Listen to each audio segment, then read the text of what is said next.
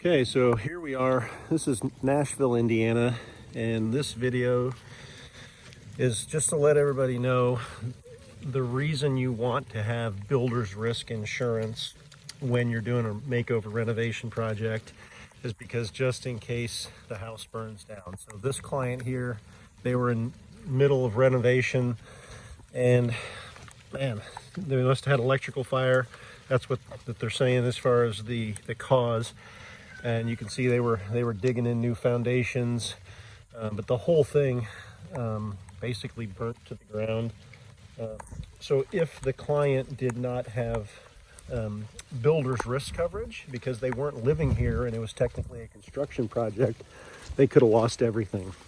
So when you're closing your loan or refinancing, if you're not going to be living in the home, you need to get what's called a builder's risk policy, which means it's like a vacancy policy. So the insurance company knows that you're not there. So nobody's there to put out a fire or, stop damage because nobody lives there because it's under construction. So just here's a real world example. These folks luckily had a builder's risk policy. They've got an insurance claim.